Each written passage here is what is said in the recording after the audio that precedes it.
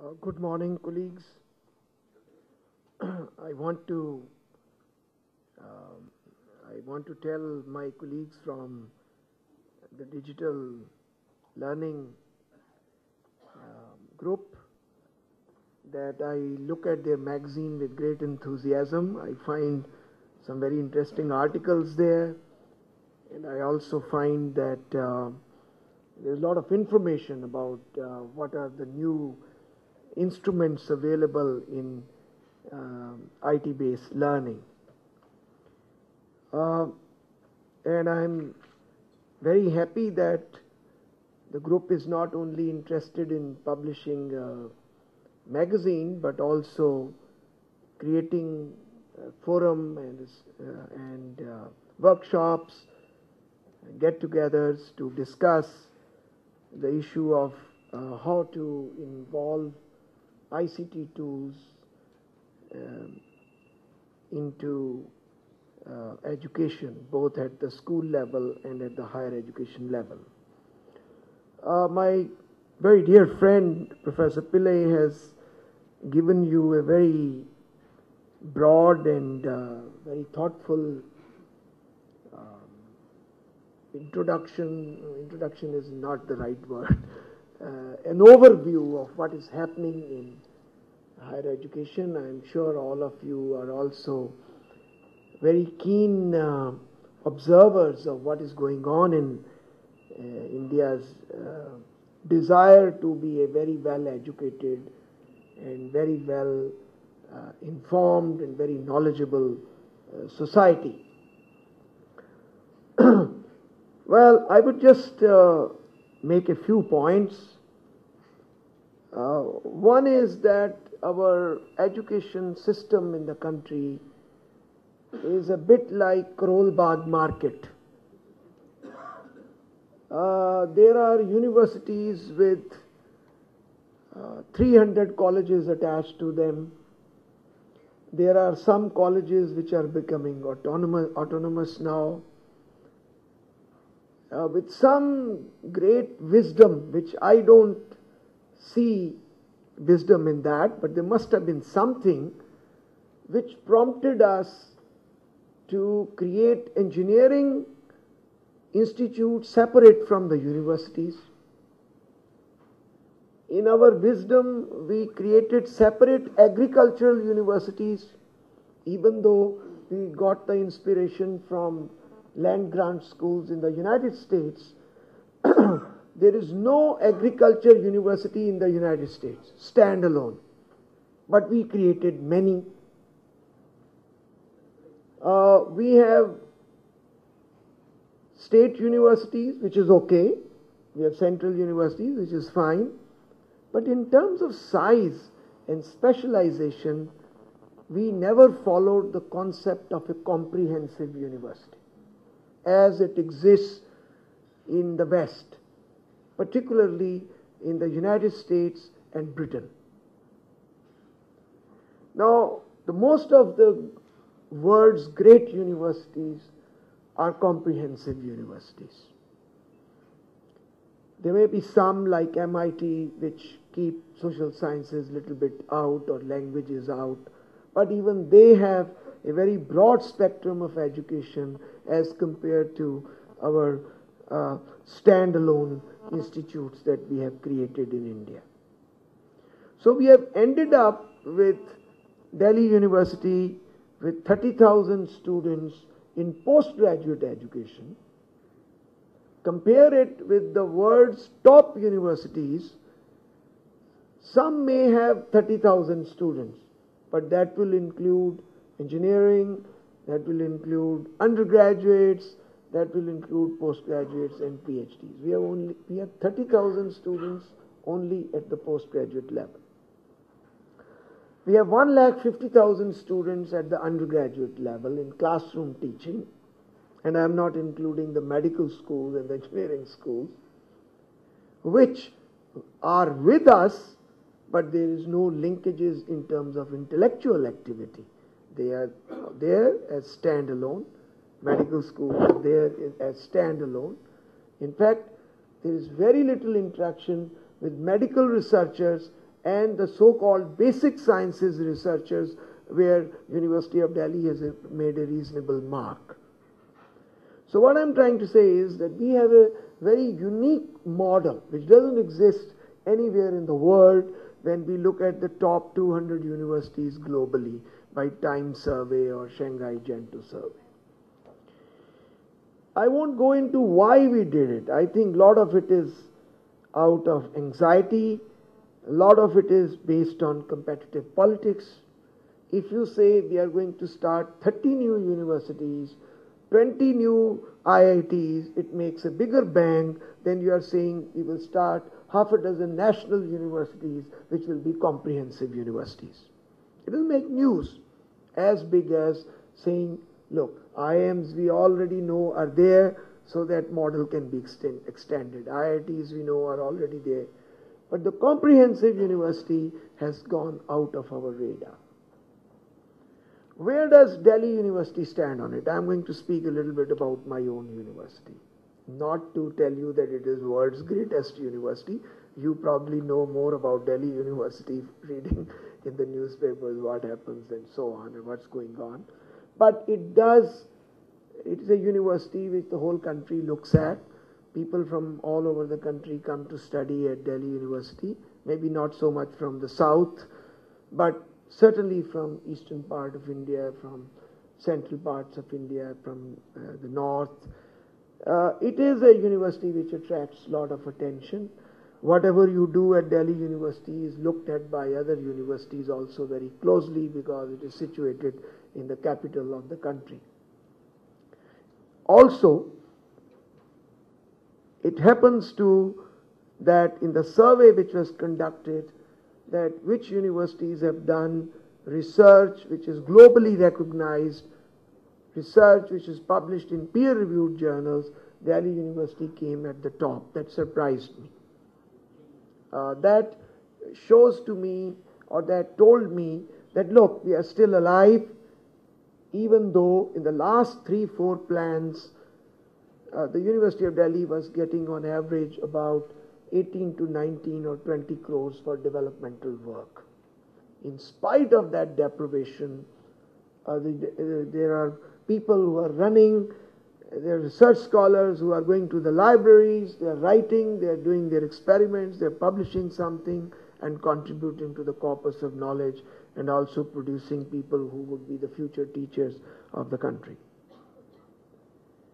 Of course, in terms of lawyers, judges, in media, Delhi University, civil services, the contribution of Delhi University is immense. So, while we have a very large university, how do we manage to take it further? Because it doesn't fit in with that global model in which the top 200 universities of the world sit. That is a comprehensive university with a student population of about 15 to 25,000 and no more. I think that is where we have to talk about the new technologies. We have to talk about new methods of imparting education. We have to talk about how do we bring excellence in a university which has grown too large and which has some disadvantages in terms of the sheer numbers that are coming to the university. Well, our education is segregated at the postgraduate school, at the undergraduate colleges, and 3 lakh students in open learning. We don't anywhere match IGNOU, but 3 lakh students is a huge number who just come once to the university, pay their fee, and then disappear, and then read some kunjis and are able to clear examinations and get a degree of the university. Very, very bad education, if I dare may say, and if I am candid about. Now, how do we take all these 3 wings and take them forward? Knowing very well that services sector is doing very well in India, and most of the things which Delhi University does is geared towards service sector, producing teachers, lawyers, judges, civil servants, banking people, finance, economics, even management, most of them ending up in the services sector. Teachers. So we have to play a very large and a very big role. And if we move out of the services, our science and science departments would be contributing in a very big way to the science and technology development in the country. So we are into a very big game. We are too large, but we have to manage and we have to bring excellence in this hugeness. At the postgraduate level, because we have got, the government has been very generous in the current plan. There's a huge amount of money, unthought of, unimaginable. 4 years back, 3 years back, the Delhi University will get that kind of money. I won't go into the history of how this money was managed. Basically, it was the government. If the finance minister doesn't put away that amount of money, you can do all kind of somersaulting. It's not going to make any difference. So the government must have a policy. The government made a policy that they're going to invest into higher education. So that's one good news for all the universities, particularly central universities. We were also, of course, told that we have to increase our seats by 50% in over a period of 5 years. So the money didn't come just as such, but also came with going from 1 lakh to 1,50,000, 20,000 postgraduate students to 30,000 postgraduates, and so on. But what I'm trying to say is, and I'll end after making a few more comments, at the postgraduate level, we have made big investments into research and development work. We have got teaching assistants now. We have got money for every teacher, every researcher, and that would lead to much better research coming out of University of Delhi in 3 to 4 years. And I believe University of Delhi will continue to maintain itself as India's leading university in terms of research. At the undergraduate level, we have a problem, and I want to share that with you because all of you are in education sector. You see, where undergraduate teaching is done by those who are developing the cutting-edge knowledge, let's say at Harvard, there is no inhibition to bring the best of the knowledge into the classroom as soon as it comes out. But our undergraduate teachers, although we have a blessed situation in the sense that almost 70% of our teachers have doctoral degrees, PhDs. Very few colleges in the country will have that kind of doctoral level people teaching at the undergraduate level. But what goes wrong is that I did my PhD 20 years back. I learned something 20 years back. I'm comfortable in teaching what I learned 20 years back, and that's where Professor Pillai made a very important point. How do we teach the teachers? It's not so easy. And that is where we started an initiative in Delhi University called Institute of Lifelong Learning. My colleague, Professor Bakshi, will say a few words about that, I'm sure, in his talk. The idea was to create content, to create content which will back up the best books which are available in the market, to create novel material. Only when you will think about creating material, you will educate yourself. Otherwise, I am lecturing. You are just passive listeners. If there is some good point, you'll say, all right, our time was not wasted. If there is no good point, say, we've listened to all this Shapil many times over. The UGC's teacher training programs are basically where experts come. I go there, I talk about my latest work in genetic engineering. Very interesting. But what relevance it has got to do with what the teacher has to teach at the classroom? Maybe a little bit, but not too much. So I am not leveling myself to that level where we want to bring exciting teaching to the classroom. And I think the ICT tools is one way in generating that excitement. Believe you me, motivated people like Venki Ramakrishnan will do with even, Baroda University those teachers must have taught thousands of students. Sometimes receiver, not sometimes, is all the time. The receiver also, the teacher is saying something interesting, but somebody is grabbing that message. But everybody cannot be Venki Ramakrishnan. We have to excite the imagination of thousands and thousands of students who can very readily get alienated from the education process. And we have to bring them forward so that India's emerging economy has people who are well enough trained for doing good jobs on the shop floor, on wherever they are working. That is the challenge. I'm not talking about exciting that very imaginative student. They will peep from a gutter also and look at the sky and make a big deal out of the world and do wonderful things. But we are talking about thousands and thousands of students which the economy, the services economy or the manufacturing economy of the country requires, which are skilled and which have enough knowledge to keep the wheels of economy running at a fast speed to make India a big global power. So the undergraduate education is where we need to look at very carefully. We are committed to bring semester system to improve the engagement between students and teachers, to have 180 days confirmed teaching, and to have regular examinations so that students get some discipline in their life. Modern service, whether it is services or manufacturing, is all about a disciplined life. You cannot get away. And this discipline must be taught at a younger age, where you mix pleasure with work, and not that there are periods where you do nothing and there are periods where you are out cramming the whole book to clear your exam. So there's a great challenge at undergraduate level, how to convince teachers, how to bring them forth so that they are willing to teach what is the latest and they are enthusiastic to engage with the student. And I think we need to bring something into their lives to enthuse them. And ICT tools, better practicals, these are the ways to go. And lastly, the 3 lakh students at open learning. The government is very keen on vocational training.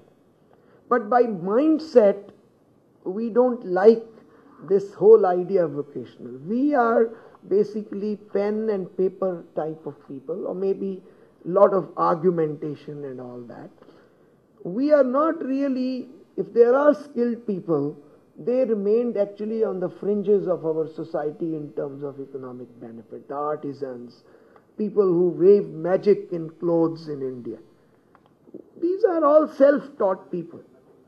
But we need for our manufacturing and for our services sector also, very large number of people who are skilled, who know something beyond the history of India or about the political struggle of independent struggle of India. They need to be trained in skills.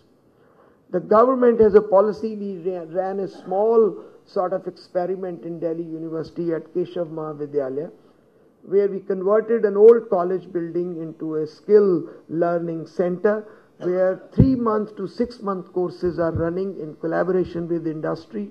Lot of students who have done these courses, whether in retail or in insurance selling or in medical transcription, they are getting jobs, and I think they are doing very well in terms of getting some education also at the university and learning some skills. Of course, most of these skills are in the services sector, not in the manufacturing sector or maintenance sector.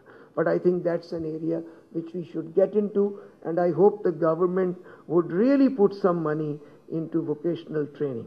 And ICT tools again can be of great help in terms of vocational training. So I think we need to work very hard. There's no escape. We need to bring the best of the technologies, and we need to learn finally how to scale up. We have a lot of small models which work very well, but we need to scale up. And of course, as I mentioned to you, for universities in India like ours, which have become too huge, there is a great challenge in how to achieve excellence with this kind of huge number of students, and where I believe IT tools could be of great importance whether in the management of the university, or in declaring the results of the university, or in creating content which will spread through the university community through ICT tools. Thank you for inviting me at this moment.